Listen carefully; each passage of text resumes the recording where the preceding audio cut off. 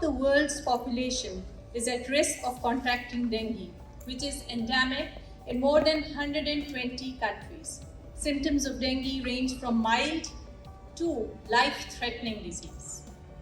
Usually, it presents with a mild disease, but in severe cases, it can even cause death.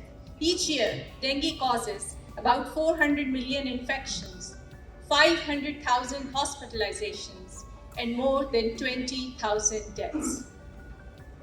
Dengue can be challenging to diagnose, and the burden is likely to be much higher due to rapid urbanization, air travel, and climate change. It has become prevalent in some of the previously low transmission areas, including the southern parts of United States, downtown Tokyo, Portugal, and France. Dengue is a growing threat to people of all ages and any socio-economic status, burdening health system and healthcare providers.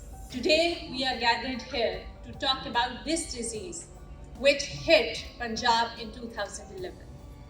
Punjab faced the worst ever reported dengue epidemic in the world, in which there were approximately 0.6 million suspected dengue cases with 22,000 lab confirmed cases. There were 375 reported deaths in a short span of 73 days during the year 2011. This was a new disease to us and we didn't know what to do.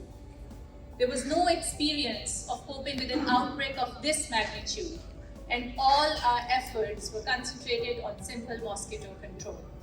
These are some of the scenes from the common hospitals and surroundings which we used to see in 2011, where there were long queues of patients in the emergency rooms trying to get their CBC tested and hospital beds occupied with dengue patients.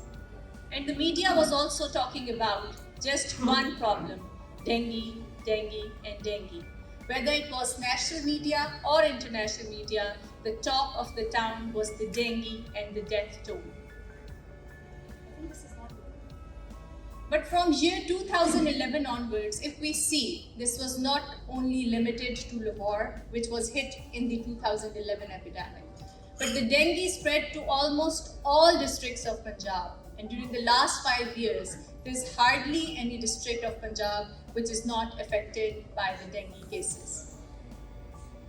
So, the figures are alarming and rising with every passing day.